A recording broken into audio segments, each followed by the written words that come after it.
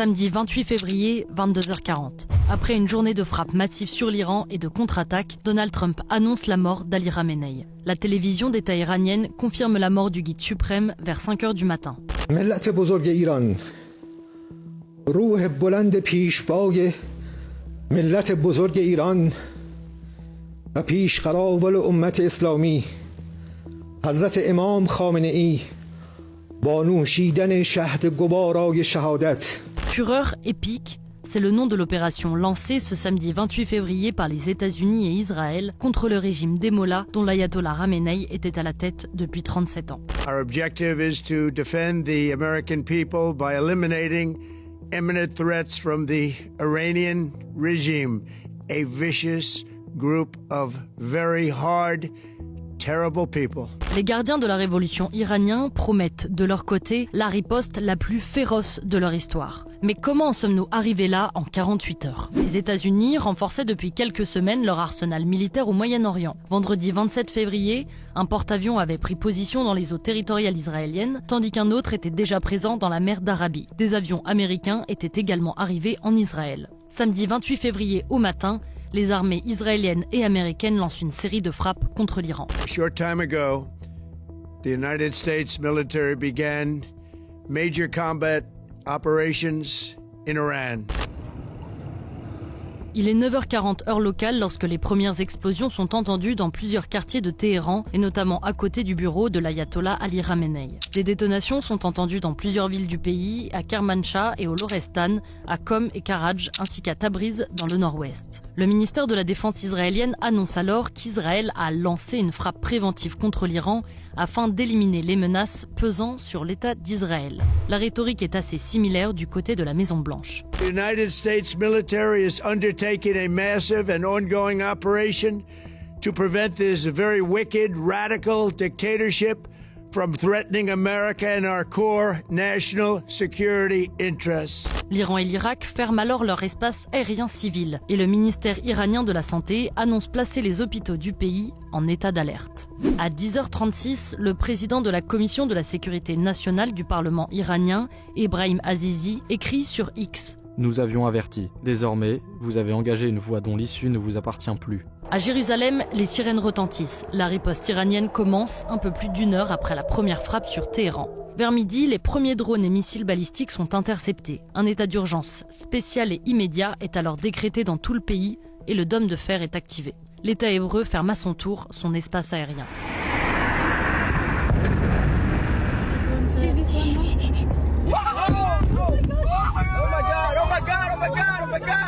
Quelques minutes plus tard, les premières explosions retentissent à Manama, capitale du royaume du Bahreïn, siège de la flotte américaine. Des sirènes d'urgence sont aussi entendues dans plusieurs autres régions, du Koweït, des Émirats arabes unis, du Qatar et de l'Arabie saoudite. Au large de Dubaï, une explosion provoque un incendie sur l'île artificielle Palm Jumeirah. 4 personnes sont blessées. Les gardiens de la révolution iranienne viennent de lancer leur opération de riposte dans les pays du Golfe. Promesse véridique 4. Le porte-parole de l'état-major iranien prévient « Toute base apportant une assistance aux États-Unis et à Israël sera prise pour cible. » À 13h52, un nouveau tweet annonce des représailles. Ce sont nos traces dans la région. Nous avions prévenu que cette guerre s'étendrait à l'échelle régionale. De nombreuses compagnies aériennes, dont Air France, annoncent suspendre leurs vols vers le Moyen-Orient. L'armée israélienne riposte et indique avoir frappé des centaines de cibles militaires en Iran. Mais vers 15h, une école de filles de la province de Minab, dans le sud de l'Iran, est touchée par un missile israélien. Cette attaque a fait à l'heure où l'on vous parle plus de 165 morts. Le président français Emmanuel Macron annonce sur X « L'escalade en cours est dangereuse pour tous. Elle doit cesser. La France demande une réunion urgente du Conseil de sécurité des Nations Unies. » Vers 18h, le chancelier allemand Friedrich Merz, le président de la République française Emmanuel Macron et le premier ministre britannique Keir Starmer annoncent dans un communiqué commun condamner avec la plus grande fermeté les attaques iraniennes contre les pays de la région. Car si les premières frappes ciblent des bases militaires ennemies, des zones civiles sont aussi touchées, comme un hôtel de luxe de Dubaï, un immeuble à Manama, capitale du Bahreïn, ou encore les aéroports du Koweït, d'Abu Dhabi et de Dubaï. Face à la situation, de nombreux influenceurs français exhortent en panique la France à intervenir. On est des Français, hein.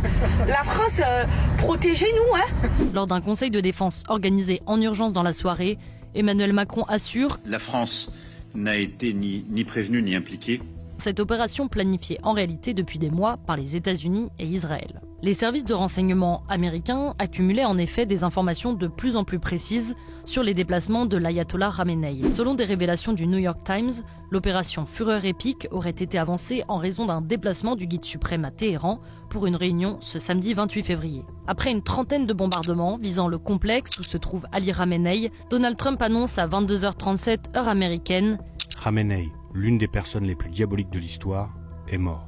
L'armée israélienne déclare dans la soirée que 7 autres responsables iraniens ont été éliminés, dont le chef des gardiens de la révolution, Mohammad Pappour, et Ali Shamkhani, un conseiller de l'ayatollah. La mort du guide suprême n'est confirmée par les médias d'État iraniens que le dimanche matin à 5 heures locales. ملت بزرگ ایران روح بلند پیشوای ملت بزرگ ایران و پیشقراول امت اسلامی حضرت امام خامنه ای با نوشیدن شهد گوارای شهادت. Une période de deuil de 40 jours est décrétée, ainsi que 7 jours fériés. Dans un communiqué diffusé sur Telegram à 5h30, les gardiens de la Révolution condamnent les actes criminels et terroristes et promettent la plus féroce offensive de l'histoire contre Israël et les États-Unis. Aux alentours de 8h du matin, des missiles iraniens sont tirés vers Israël, ciblant notamment le quartier général de l'armée, et 27 bases américaines dans le Golfe sont également touchées. Une demi-heure plus tard, Donald Trump menace de frapper à son tour. Il publie sur Truth Social « L'Iran vient de déclarer qu'il va frapper très fort aujourd'hui, plus fort qu'il ne l'a jamais fait auparavant. Cependant, il ferait mieux de ne pas faire cela, car s'ils le font, nous les frapperons avec une force qui n'a jamais été vue avant. Merci de votre attention à ce sujet. » Dès l'annonce de la mort de Khamenei, des Iraniens opposés au régime des Mollahs manifestent leur joie. Des feux d'artifice sont tirés en pleine nuit dans les rues de Téhéran, mais les scènes de liesse laissent place au petit matin à des rassemblements en soutien au régime, rassemblant des milliers d'Iraniens. En larmes, certains brandissent la photo du guide suprême en criant « Mort à l'Amérique, mort à Israël ».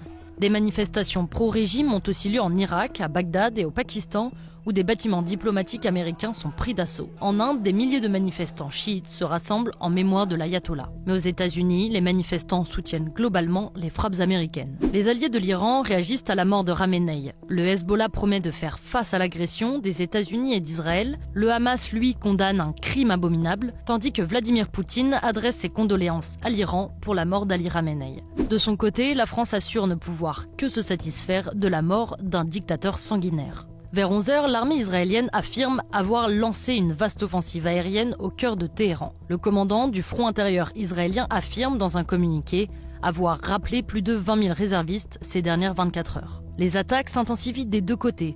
À 13h45, l'armée israélienne annonce avoir détruit la moitié des stocks de missiles de l'Iran et déclare dans un communiqué quelques minutes plus tard avoir éliminé 40 hauts responsables de l'appareil militaire iranien. Vers 15h30, l'Iran bombarde un bâtiment où se trouvaient des civils dans la ville de Beth Shemesh, à l'ouest de Jérusalem. Au fur et à mesure de l'après-midi, Israël fait état de 9 morts et d'une vingtaine de blessés.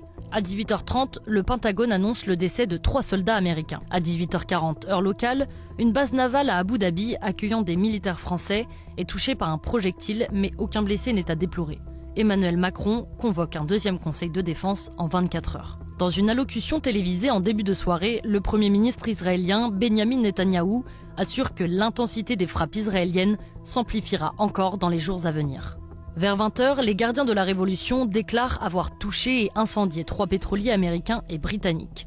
Donald Trump annonce, lui, la destruction de 9 navires iraniens. Plus tard dans la soirée, le Pentagone affirme avoir détruit le quartier général des gardiens de la révolution iranien. Face aux attaques iraniennes contre les pétromonarchies du Golfe, la France, l'Allemagne et le Royaume-Uni se disent prêts à mener des actions défensives proportionnées afin de détruire les capacités militaires iraniennes. Dans la soirée, Donald Trump appelle les gardiens de la révolution à déposer les armes ou faire face à une mort certaine, avant d'affirmer que les opérations américaines se poursuivront jusqu'à ce que tous les objectifs soient atteints. Dans la nuit, de dimanche à lundi, c'est le Hezbollah libanais qui attaque cette fois-ci Israël en représailles de la mort d'Ali Khamenei. La riposte israélienne est sanglante. Au moins 31 morts et 149 blessés, a déclaré ce matin le ministre de la Santé libanais. Au total, depuis le début des attaques américano-israéliennes, 555 personnes sont mortes en Iran, selon le Croissant Rouge iranien ce matin, tandis que les attaques iraniennes, elles, ont causé la mort d'au moins 10 civils en Israël, 3 aux Émirats arabes unis et 1 au Koweït.